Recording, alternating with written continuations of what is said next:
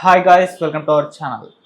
Pastor Praveen Pagadala గారి మృతి తర్వాత జరుగుతున్న పరిణామాలు మనం చూస్తూ వస్తున్నాం. సో అంటే పాస్టర్లు, క్రిస్టియన్ సంఘాలన్నీ కూడా ఇదంతా యాక్సిడెంట్ కాదు, కొంత మతోన్మాదుల కుట్ర అని చెప్పేసి వాళ్ళు ఆరోపించడం, ఆందోళన వ్యక్తం చేయడం చూస్తాం. ఆ తర్వాత దీని వెనకాల జగన్మోహన్ రెడ్డి గారు ఉన్నారంటూ కొంతమంది అలా కామెంట్ చేయడం. సో దాంట్లో బేస్లెస్ ఆరోపణలు అయితే అవి చేశారు, సైడ్కి వెళ్ళిపోయాయి. తర్వాత నిన్న కేఏ పాల్ గారు కూడా ప్రెస్ మీట్ పెట్టి పవన్ కళ్యాణ్ గారే కారణం ఈ ప్రవీణ్ పగడాల గారి మృతికి అంటూ ఆయన కొన్ని అలిగేషన్స్ చేస్తారు. అంటే ఈ సనాతనాన్ని ప్రోత్సహించడం వల్లే ఇదంతా జరుగుతుందంటే ఆయన ఆరోపించడం. ఈ రకంగా ఆరోపణలు, ప్రతారోపణలతో మొత్తం కూడా ఒక ఆందోళన వ్యక్తమైతే 2 రాష్ట్రాల్లో కూడా జరుగుతుంది. అసలు ప్రవీణ్ పగడాల గారి విషయంలో ఏం జరిగింది, ఇటువంటి ఆరోపణలు ఇవన్నీ వస్తున్నాయి కదా, వీటన్నిటిని కూడా ఏ విధంగా చూడొచ్చు.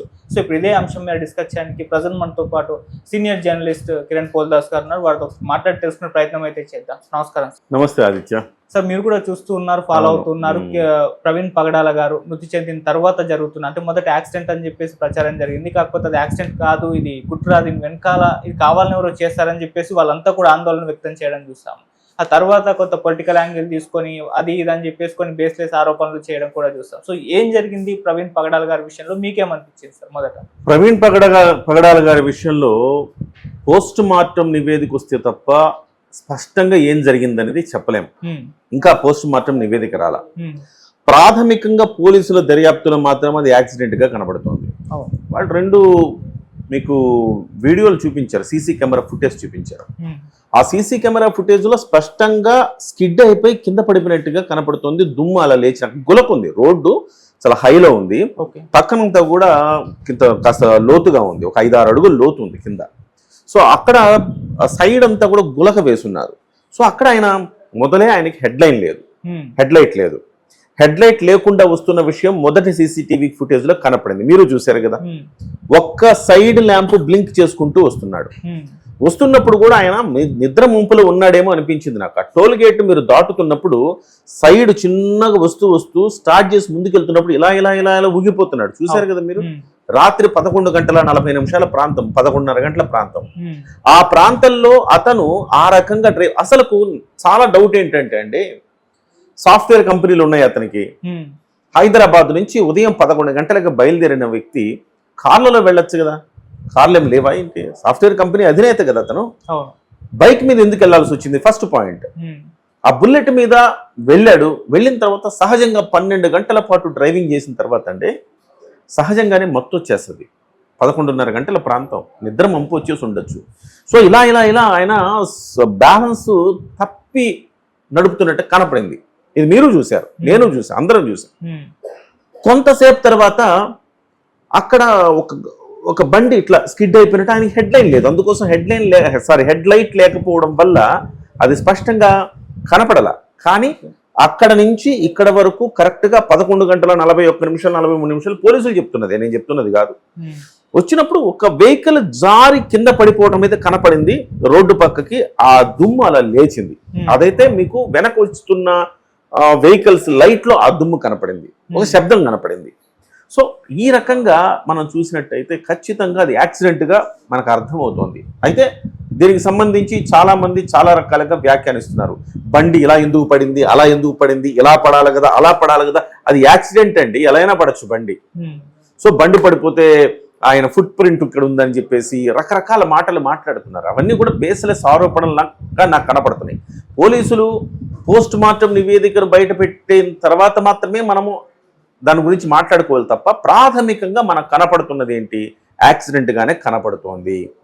సో పోనీ ఆయన నిజంగా హత్య జరిగి ఏదైనా జరిగి ఉంటే, ఎవరైనా ఢీ కొట్టుంటే వెనక బండికి ఆనవాళ్ళు కనపడాలి, అవి కనపడట్లేదు. రకరకాల. కాకపోతే ఒకటే చెప్తాను నేను ఆదిత్య, అనుమానాలు నివృత్తి చేయాల్సిన బాధ్యత ప్రభుత్వం మీద ఉంది. ఎస్, అది యాక్సిడెంటే కావచ్చు, కానీ వాళ్ళకి అనుమానాలు ఉన్నాయి కదా, అనుమానాలు నివృత్తి చేయాల్సిన బాధ్యత ప్రభుత్వం మీద ఉంది. వాళ్ళు అడగడంలో తప్పు లేదు, ప్రభుత్వం డెఫినెట్ గా దాని మీద ఎంక్వైరీ చేయడంలో కూడా తప్పు లేదు. జస్ట్ ఆ అనుమానాలు నివృత్తి చేయాల్సిన అవసరం ఉంది. ఎందుకు అంటే అతను ఎలాంటి వ్యక్తి అయినా కావచ్చు, అతను కొంతమందికి ఆరాధ్యుడు, కొంతమంది అతన్ని ఇష్టపడతారు, ఒక వర్గం వాళ్ళు అతన్ని ఇష్టపడతారు. వాళ్ళ మనోభావాల కోసమైనా అతని మరణం మీద దర్యాప్తు చేయవలసిన అవసరం ఉంది. ఆ దిశలో ప్రభుత్వం ఆదేశించింది, ఎంక్వైరీ చేస్తున్నారు. 5 బృందాలు పనిచేస్తా ఉన్నాయి డిఎస్పీ నేతృత్వంలో. ఎక్కడ దాంట్లో ఎక్కడా ల్యాబ్స్ లేదు, ఎక్కడా ల్యాగ్ లేదు. డెఫినెట్గా ముఖ్యమంత్రి గారు స్పందించారు, అందరూ మాట్లాడారు దాని మీద.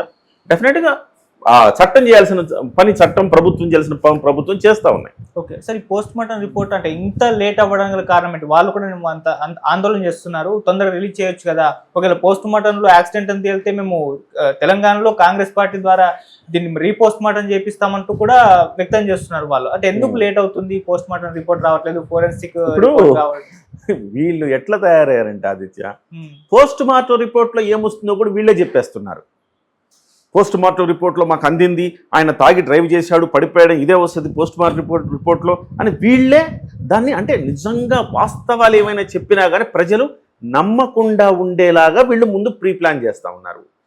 ఒక్కొక్కళ్ళు ఎట్లా మాట్లాడుతున్నారు ఆదిత్య, అక్కడికి వెళ్ళి సంఘ విద్రోహ శక్తులా లేకపోతే వాళ్ళు పాస్టర్లా నాకు అర్థం కావట్లా. ఎలా మాట్లాడుతున్నారు వాళ్ళు? ఇదంతా హిందువుల మీదకు, హిందువులు జయించారని చెప్పి, వాళ్ళు జయించారని చెప్పి, వీళ్ళు జయించారని చెప్పి ఏమన్నా ఉందా? ప్రభుత్వం కుట్ర ఉందని అసలుకి ఏమన్నా ఉందా? అసలుకి ఆధారాలు లేకుండా నిరాధారంగా ఒకళ్ళ మీద ఎట్లా నిందలేస్తారు? మళ్ళీ ఒక అడుగు ముందుకేసి అసలు ప్రవీణ్ పగడాల గారు రూట్ తప్పారు. ఆయన వెళ్లే క్రమంలో బుల్లెట్లో రూట్ తప్పారో లేదో పక్కన పెడితే నిజంగా ఆయన జీవన గమనంలో రూట్ తప్పారేమో అనిపిస్తుంది నాకు. ఎందుకంటే ముస్లిమ్స్ ఆయన మీద పెద్ద ఎత్తున జిహాద్ ప్రకటించారు కదా, మీకు తెలుసు కదా. సో వాళ్ళు క్షమాపణ చెప్పాలి, మా మహమ్మద్ ప్రవక్తని మీరు ఇలా మాట్లాడతారా, మీరు క్షమాపణ చెప్పాలి, లేకపోతే మీ అంతు చూస్తామని బెదిరించారు. అలాంటిది ఇప్పుడు వీళ్ళందరూ ఏం చేస్తున్నారు? ముస్లిమ్స్ క్రిస్టియన్స్ అంతా ఒకటంట, హిందువుల మీద పోరాడతారంట. ఏమన్నా బుద్ధి జ్ఞానం ఏమన్నా కాస్త ఉండేదేనా? మాట్లాడితే ఇప్పుడు మత విద్వేషాలు రెచ్చగొడుతున్నందుకు మాట్లాడుతున్న ఆ అజయ్ని, ఇంకొకళ్ళని అందరు లోపలేయాలి. కేఏ పాల్ని వీళ్ళందరూ ముందు లోపలేయాలి. వీళ్ళు సంఘ విద్రోహ శక్తులుగా మారారు. సో మతాల మధ్య చిచ్చు పెడుతున్నారు. ఇవాళ అందరూ ఏమంటున్నారు? ఎస్, అతను ఒక మతానికి ఆరాధ్యుడు కావచ్చు, అతని పరమతాల మీద అతను పరమత సహనం చూపించకుండా 2 మతాల మీద విద్వేషపూరిత వ్యాఖ్యలు చేశాడన్న విషయాన్ని మనం మర్చిపోకూడదు. రాముడి మీద ఈ దేశంలో, భారతదేశంలో రాముడిని ఆరాధ్య దైవంగా భావిస్తారు.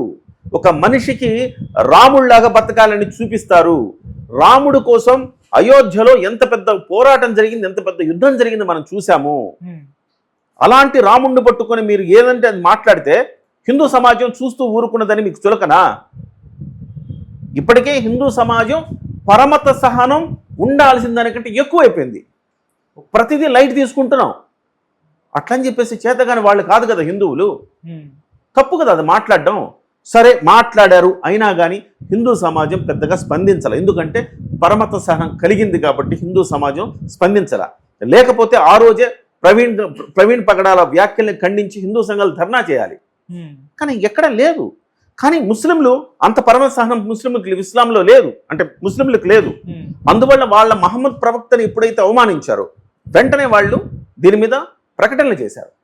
ఇవాళ ముస్లింలు ప్రకటన ఆయన తిట్టింది మహమ్మద్ ప్రవక్తని దూషించాడు, తప్పుగా మాట్లాడాడు, ముస్లింలు రియాక్ట్ అయ్యారు, జిహాద్ ప్రకటించారు, అంతూ చూస్తామని చెప్పారు. వాళ్ళిద్దరి మధ్య సమస్యను తిరిగి హిందువుల మీదకి తీసుకొస్తున్నారు. ఏమన్నా పద్ధతి అనేది? దీని వెనక వైఎస్ఆర్సీపీ ఉందేమో నాకు అనిపిస్తోందండి. ఎందుకంటే అసలు ప్రభుత్వానికి ఏం సంబంధం అండి? కూటమి ప్రభుత్వం మాట్లాడితే కూటమి ప్రభుత్వం సనాతన ధర్మం అంటారు. అరే మీరు మాట్లాడిందేమో తప్పుగా మాట్లాడి ముస్లిమ్స్ చేత మీరు తిట్టించుకొని ఇవాళ ప్రభుత్వాన్ని నిందిస్తారు, పవన్ కళ్యాణ్ నిందిస్తారు.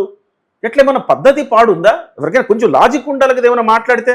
అదే నేను కేపాల్ గారు కూడా అదే అన్నారు. అంటే పవన్ కళ్యాణ్ గారే కారణం దీనికి, ఆయన సనాతనం అంటూ తిరుగుతున్నారు, సో ఈ మొత్తంని రెచ్చగొడుతున్నారు, ఇటువంటి వాటికి కారణం అవుతున్నారంటే నిన్న ప్రెస్ మీట్ పెట్టి కేపాల్ గురించి ఎంత తక్కువ మాట్లాడుకుంటే అంత మంచిది ఆదిత్య. కేపాల్ అని నేను ఎప్పుడు నేను కేపాల్ గురించి నేను ఒక వీడియో కూడా చేయలేదు Aditya. As a senior journalist నేను చాలా వీడియోలు, అనాలిసిస్ వీడియోలు చేస్తా ఉంటే కేపాల్ గురించి ఇప్పటివరకు నేను మాట్లాడలా. మీరు అడుగుతున్నారు కాబట్టి చెప్తున్నా. కానీ నేను అంటే నాలాంటి వాళ్ళు చాలా మంది కేపాల్ గురించి మనం ఏముందిలే మాట్లాడటం అనుకుంటారు. కానీ కేపాల్ రోజు రోజుకి తన చాదస్తము, తన పిచ్చి ఎక్కువైపోతా ఉంది. కేపాల్ ఒకప్పుడు కేపాల్ని చూసి గర్వపడేవాళ్ళం. అంటే being as a Hindu, even though మన తెలుగు పర్సన్ అయిన కేపాల్ పాశ్చాత్య దేశాల్లో మత ప్రబోధకుడిగా ఒక రేంజ్లో ప్రెసిడెంట్లు వచ్చి ఆయన దగ్గర ఆశీర్వాదం తీసుకునే స్థితికి వచ్చాడు అని చెప్పి ఒక తెలుగువాడిగా సాటి తెలుగువాడు ఆ స్థాయికి వెళ్ళినందుకు గర్వపడేవాళ్ళం. కానీ అలాంటి కేపాలు ఏమైంది? మతి స్థిమితం తప్పింది. ఇది చాలా పద్ధతిగా మాట్లాడాలంటే మతి స్థిమితం తప్పింది. రెగ్యులర్గా మనం మాట్లాడుకునే మా భాషలో మాట్లాడాలంటే పిచ్చి పట్టింది అని చెప్పాలా. కేపాలకి పిచ్చి పట్టింది. కేపాల్ డైలాగులు ఏమన్నా ఒక్కదానికన్నా పొంతలు ఉంటుంది ఆయన మాట్లాడే మాటలకి. ఆయన స్థాయి ఏంటి, ఆయన చేస్తున్న పిచ్చి పిచ్చి పనులేంటి? వాళ్ళ ఎన్నికల్లో పాల్గొంటానంటాడు, నేనే గెలుస్తానంటాడు, 175 గెలుస్తానంటాడు, డిపాజిట్లు కూడా రావు, అదేమంటే ఈవీఎంలు అంటాడు. ఏమన్నా బుర్రండి మాట్లాడుతున్నాడు అనిపిస్తుంది మనకి. పైగా ఇవాళ జగన్మోహన్ రెడ్డికి తొత్తులా మారిపోయి జగన్మోహన్ రెడ్డి ఎజెండాను అమలు చేసేదానికి మాట్లాడుతూ ఉన్నాడు ఇవాళ. మర్చిపోయాము కేఏపాల్, జగన్మోహన్ రెడ్డి తండ్రి గారే కేఏపాల్ ఇలా అవ్వటానికి కారణం. కేఏపాల్ ఒకప్పుడు ఒక స్థాయిలో ఉండేవాడు. అలాంటి కేఏపాల్కి వచ్చే నిధుల్ని విదేశాల నుంచి ఇబ్బడి ముబ్బడిగా నిధులు వస్తాయి పాస్టర్లందరికీ. ఆ నిధులను కేఏపాల్కి వచ్చే నిధులను మళ్లించి రాజశేఖర రెడ్డి గారు తన అల్లుడు గారికి మళ్లించుకున్నాడు అనేది ప్రచారం. ఇది నేను చెప్తున్నది కాదు, ప్రచారం. ఇలాంటి ప్రచారం ఒకటి ఉంది. ఆ ప్రచారం తర్వాత ఆ రకంగా జరిగిన తర్వాత నిధులన్నీ కూడా మళ్లించిన తర్వాత అతన్ని ఒక హత్య కేసులో ఇరికించి అతన్ని ముద్దాయి చేసి చాలా జైల్లో పెట్టి ఇంత జరిగిన తర్వాత కేఏపాల్కి మతి స్థిమితం తప్పింది. ఇవి జరిగిన వాస్తవాలు. ఇవన్నీ ప్రచారంగా మనందరికీ మీరు విన్నారు, నేను విన్నా. నేనేం కళ్ళతో చూడలా, బట్ నేను విన్నా. ఇవన్నీ ప్రచారాలు జరిగినాయి. సో అలాంటి కేఏపాల్ రాజశేఖర రెడ్డి కేఏపాల్ని ఎంత ఇబ్బంది పెట్టాడో అందరికీ తెలుసు. అలాంటి రాజశేఖర రెడ్డి కొడుకు కోసం కేఏపాల్ ఇవాళ వత్తాసు పట్టుకొని వకాలతో పుచ్చుకొని మాట్లాడుతున్నాడు. కేఏపాల్ మీరు వెళ్ళారనుకోండి కేఏపాల్ దగ్గరికి, మిమ్మల్ని ఎమ్మెల్యే చేస్తానంటాడు. ఆదిత్య వచ్చేసే నేను ఎమ్మెల్యే చేస్తా అంటాడు, మినిస్టర్ చేస్తా అంటాడు. సార్ నేను బతకాలి సార్, కొంచెం మీ దగ్గర వర్క్ చేస్తాను సార్, నాకు ఒక 20,000 జీతం ఏంటి సార్? జీతం నేను ఇవ్వను, నిన్ను మినిస్టర్ని చేస్తా. జీతం నేను ఇవ్వలేను, మినిస్టర్ని చేస్తా అంటాడు. ఏమన్నా బుర్ర ఉంటుందా అలాంటి వ్యక్తికి? అలాంటి వ్యక్తి మాటలు మనం పరిగణలోకి తీసుకోవాలా?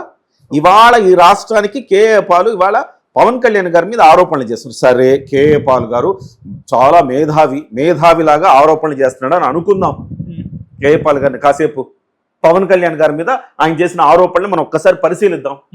ఏమైనా ఆరోపణలు చేస్తున్నాడని పవన్ కళ్యాణ్ గారి మీద? ఆయన సనాతన ధర్మం గురించి చెప్పడం వల్ల ఇలాంటి జరిగినాయా? సనాతన ధర్మం గురించి మాట్లాడాడు ఆయన. నా ధర్మాన్ని నేను కాపాడుకోవాలని మాట్లాడేది తప్ప నీ ధర్మం గురించి మాట్లాడలేదుగా. క్రిస్టియన్స్ గురించి మాట్లాడా, లేకపోతే ఇస్లాం గురించి మాట్లాడా? దేని గురించి మాట్లాడలేదు. ఒక్క మాట, ఒక్క పరమత సహనం కలిగి ఉండాలి అని చెప్పారు. నా మతాన్ని నేను ఆరాధిస్తాను, పొరుగువాని మతాన్ని నేను గౌరవిస్తాను అని చెప్పిన వ్యక్తి ఆయన. సేమ్ అది కూడా నువ్వే అది చెయ్యి. ప్రవీణ్ పగడాల్ అది చేయలేదు. అది ఇవాళ ప్రవీణ్ పగడాల గురించి ఇవాళ మరణించిన తర్వాత కూడా ప్రవీణ్ పగడాల గురించి మరణించిన తర్వాత చేసిన తప్పులన్నీ ఒప్పులైపోతాయా? అవ్వవు. మీరు మరణించిన తర్వాత కూడా ప్రవీణ్ పగడాల గురించి, మరణించిన వ్యక్తి గురించి అలా మాట్లాడుతున్నారు. అలా మాట్లాడటం ఏంటండి? మీరు మాట్లాడింది తప్పు కదా. ప్రవీణ్ పగడాల గారి గురించి మాట్లాడుకోవాలి అంటే ఖచ్చితంగా ఈ మాటలు కూడా మాట్లాడుకోవాలి కదా. సీతాదేవిని అవమానించాడు కదా, రాముడిని అవమానించాడు కదా, మహమ్మద్ ప్రవక్తను అవమానించాడు కదా, ఇవన్నీ మాట్లాడుకోవాలి కదా. సో నీ పరమత సహనం ఎక్కడుంది మీకు అందరికీ? పవన్ కళ్యాణ్ చెప్పిన పరమత సహనాన్ని మీరు ఎవరైనా చూపిస్తున్నారా? చూపించట్లేదు కదా.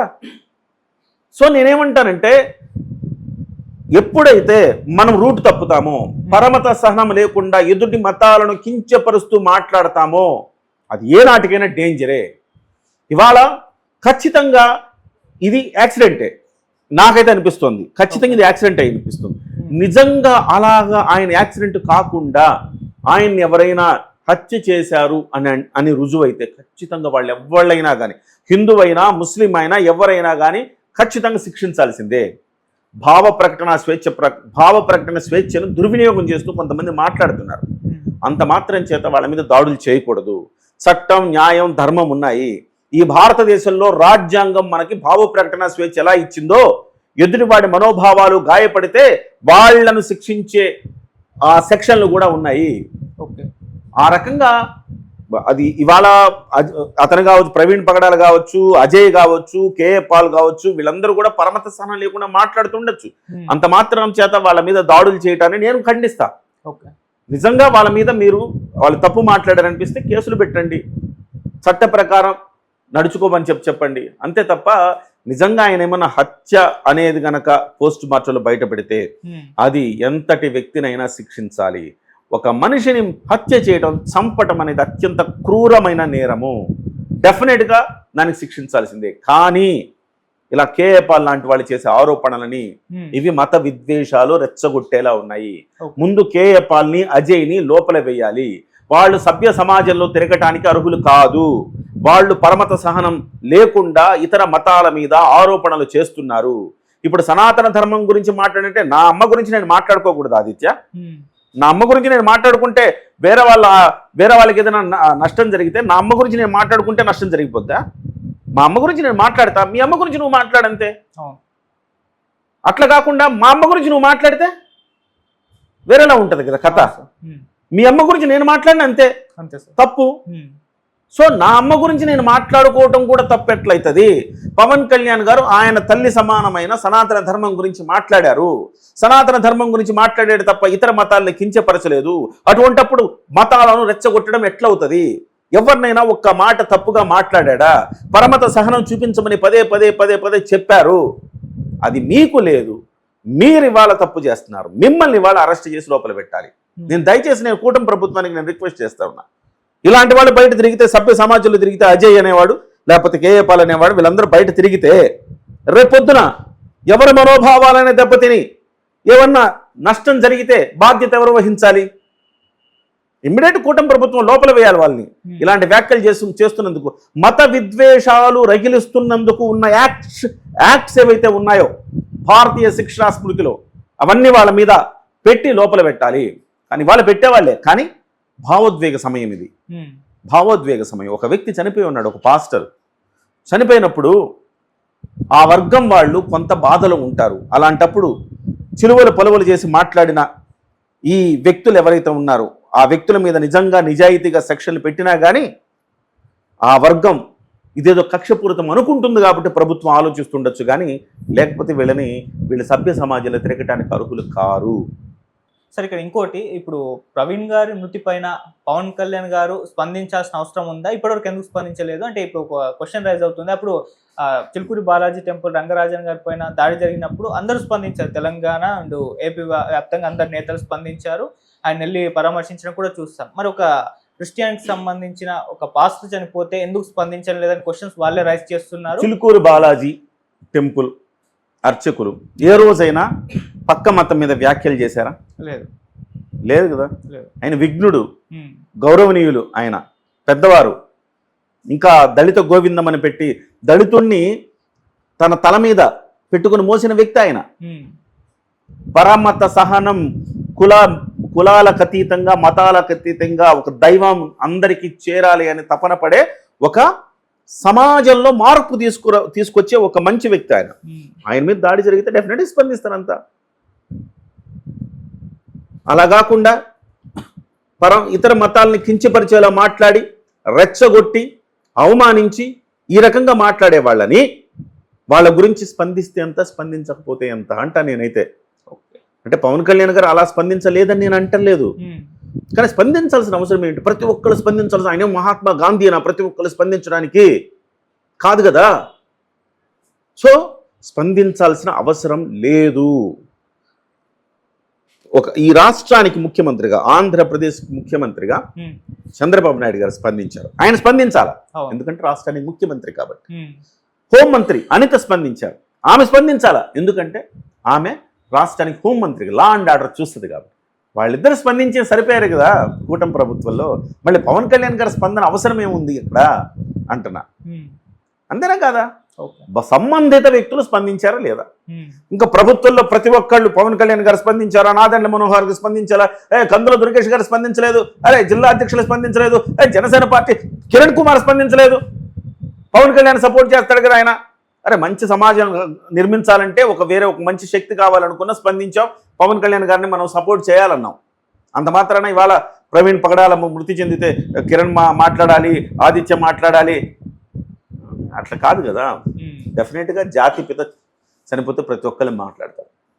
ఇవాళ ఖచ్చితంగా ఒక మంచి, అంటే అందరివాడు ఏమన్నా జరిగితే ఖచ్చితంగా, అందరివాడు కానివాడు స్పందిస్తూ ఒక వర్గమే స్పందిస్తుంది, అందరూ స్పందించాల్సిన అవసరం లేదని నా అభిప్రాయం. ఓకే సార్, ఫైనల్ గా ఇంకోటి, కూటమి గవర్నమెంట్ నిష్పక్షపాతంగా ప్రవీణ్ గారి మృతి పట్ల ఎంక్వైరీ చేస్తుందా లేదా అన్న దాని పట్ల కూడా డౌట్స్ ఎక్స్ప్రెస్ చేస్తున్నారు. 100% తో పాటు అలయన్స్ లో ఉన్నారు పవన్ కళ్యాణ్ 100%. ఇది పవన్ కళ్యాణ్ గారు ఇప్పుడు ఒక మతానికి ప్రతీకగా లేరు. ఆయన సనాతన ధర్మాన్ని కాపాడుకోవాలన్నాడు. ఆయన వ్యక్తిగా హిందువుగా సనాతన ధర్మాన్ని కాపాడుకోవాలంటే పక్కనోడి మతాన్ని మనం కించపరచాలని కాదు కదా ఆదిత్య. కాబట్టి 100కి 1000% నిష్పక్షపాతంగా దర్యాప్తు జరుగుతుంది. ఇప్పుడు ప్రవీణ్ పగడాలని చంపాల్సిన అవసరం ఎవరికి ఉంటుందండి? నాకు అర్థం కాదు. ఆయన వ్యక్తిగతమైన ద్వేషాలు, గొడవలు ఏమన్నా ఉన్నాయేమో మనకు తెలియదు. ప్రవీణ్ పగడాల గారు ఒకప్పుడు ప్రకటించుకున్నారు, నేను పెద్ద రౌడీని, దాదాని, ఉదయం నిద్ర లేస్తే ఎవరిని కొడదాము, ఏం చేద్దాము, నాటు బాంబులు, కత్తులు, వీటి గురించి ఆలోచించేవాడిని అని ఆయన చెప్పుకున్నారు. బహుశా మీరు చూసుంటారు కదా ఆ వీడియో. ఆయన చెప్పుకున్నారు, చిన్నప్పుడు నేను ఒక హత్యా ప్రయత్నం చేస్తే మా సిస్టర్ సిఐ కాపాడారు నన్ను అని చెప్పారు. సో నేర ప్రవృత్తి కలిగిన తత్వం ఒకప్పుడు ఉండింది ఆయనకి, ఆ తర్వాత ఆయన మారు ఉండొచ్చు. సో ఆయనకి వ్యక్తిగతమైన గొడవలు ఎవరితో ఉన్నాయో మనకేం తెలుసు ఆదిత్య. ఇందులో ప్రవీణ్ పగడాల గారి మరణాన్ని దానిలో కుట్ర చేయాల్సిన అవసరమో లేకపోతే దాచిపెట్టాల్సిన అవసరమో ఈ కూటమి ప్రభుత్వానికి ఎందుకు ఉంటుంది?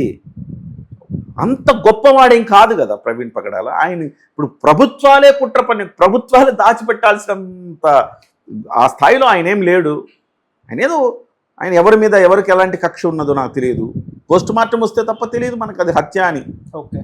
ఇప్పటి వరకు మనం అది ప్రమాదమే అనుకుంటున్నాం, ప్రాథమిక ఆధారాలను అనుసరించి ప్రమాదం అనుకుంటున్నాం, అంతే కదా.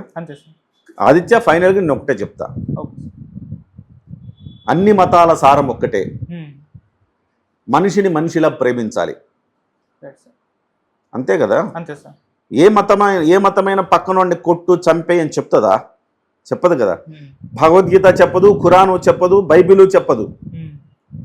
వీలైతే పొరుగు వాడికి కాసంత సాయపడమని చెప్తుంది, అంతే చెప్తారు. కానీ ఎవరు కూడా పక్క మతాన్ని వాడిని ఆడపిల్లల పట్ల అలా బిహేవ్ చేయి, లేకపోతే నీ మోసం చేయి, డబ్బులు వాడి దగ్గర దోచుకో, లేకపోతే నగలు దోచుకో, చంపేయి, ఇట్లా ఎవడు చెప్పడు. ఏ మతము చెప్పదు. అన్ని మతాల సారం ఒక్కటే, మనిషిని మనిషిలాగా చూడు, సేవాభావంతో మెలుగు, మంచిని 10 మందికి పంచు, ఇదే చెప్తుంది ఏ మతమైనా. అటువంటప్పుడు ఈ మతాల గురించి నేనేమి అంటే ఇందులో నేనేమి క్రిస్టియన్స్కు వ్యతిరేకంగాను ఇంకొకళ్ళ వ్యతిరేకంగా మాట్లాడట్లా. అందుకే స్పెషల్గా నేను చెప్తున్నా, ఏం చెప్తున్నా, అందరూ ఒక్కటే. ఎవరి మతాన్ని వాళ్ళు ఆరాధించుకోమనండి, ప్రేమించుకోమనండి, పరమత సహనం కలిగి ఉండండి. హిందూ ధర్మం అయితే చెప్తుందండి పరమత సహనం కలిగి ఉండాలని చెప్తుంది హిందూ ధర్మం. నేను ఒక హిందువు కాబట్టి నేను ఆ పరమత సహనం ప్రదర్శిస్తూ ఉంటా. ఇవాళ నాకు అనేక మంది ఫ్రెండ్స్ ఉన్నారు, ముస్లిమ్స్ ఉన్నారు. నిన్ననే ఇఫ్తార్ విందిస్తే వెళ్ళాను, ఒక మిత్రుడు. క్రిస్టియన్స్ పండుగలకు వెళ్తా, నిజంగా చర్చికి వెళ్ళమంటే కూడా వెళ్తా, నేను మసీదుకి వెళ్ళమంటే వెళ్తా. చిన్నప్పుడు మేము మసీదులకు వెళ్ళేవాళ్ళము. దర్గా అంటారు, అక్కడ ఆ దర్గాలో ఏదో చక్కెర ఏదో ప్రసాదం ఇస్తే తినేవాళ్ళము. హిందువులకి తప్ప, హిందువుల కంటే గొప్పోడు ఎవడున్నాడండి ఇక్కడ? ఎవరైనా వచ్చి ప్రసాదం తినమంటే తింటారా? క్రిస్టియన్స్ ప్రసాదం తినమంటే ఏం మాట్లాడుతున్నారు తెలుసు కదా మీకు. ముస్లిమ్స్ తింటారా ప్రసాదం, క్రిస్టియన్స్ తింటారా ప్రసాదం? తినరు. కానీ మనం తింటాం కదా, హిందువులు తింటారు కదా. అంటే పరమత సహనం ఎవరికి ఉన్నదండి? నువ్వు తప్పు చేసినా క్షమించే తత్వం హిందూ ధర్మం నేర్పింది. కాబట్టి మనుషులంతా ఒక్కటే అనుకునే ఆ ధర్మంలో పుట్టిన వాళ్ళము. కాబట్టి పరమత సహనం కలిగి ఉన్న వాళ్ళము. సో ఒక వ్యక్తి చనిపోవటం, అలా ఎలాంటి వ్యక్తి అయినా వ్యక్తి చనిపోవటం పట్ల నా ప్రగాఢ సానుభూతి, సంతాపాన్ని ప్రకటిస్తున్నా. అలా అని చెప్పి దీని మీద చిలువలు పలువలు చేసి హిందువుల మీద మేము దాడి చేస్తాం, మేము గిచ్చుతాం, మేము గిచ్చించుకోవాలి, గిల్లితే గిల్లించుకోవాలి, కొడితే కొట్టించుకోవాలంటే ఎవ్వడు ఖాళీగా లేడు ఇక్కడ. మాకు ఆత్మాభిమానాలు ఉన్నాయి, అంతేనా? అది. సో కాబట్టి ఇవన్నీ కూడా కేఎఫ్ఎల్ లాంటి మతిస్థిమితం తప్పిన వాళ్ళని సభ్య సమాజంలో ఉంచకుండా లోపల వేయమని నా విజ్ఞప్తి. Right sir, thank you so much.